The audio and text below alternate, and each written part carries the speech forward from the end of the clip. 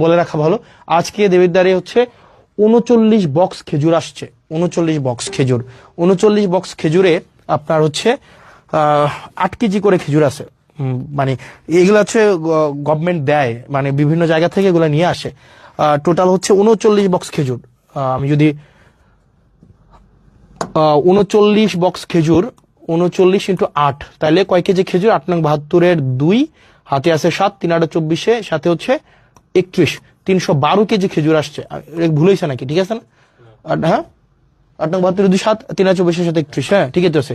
312 KG খেজুর আসছে। 12 KG খেজুর 15টা ইউনিয়নের যেই হচ্ছে মাদ্রাসাগুলো আছে, মাদ্রাসাগুলোতে হচ্ছে ভাগ করে দিবে, হয়তো 3 কেজি করে হয়তো পাইতে পারে আর কি। তো এই খেজুর কিছুদিন পরে কুরবানিকে সামনে রেখে উটের মাংস, দুম্বার মাংস এগুলো আসবে। তো আমরা চাই প্রত্যেকটা মানে এক পয়সা যেন, যে জিনিসটা আপনারা যেন বুঝে পান, মানে এই জিনিসটা যেন হচ্ছে কোনো মধ্যসত্ত্ব ভোগী ঢুকে বা চেয়ারম্যান মেম্বার নিজেদের মতো করে এটা যেন না করতে পারে।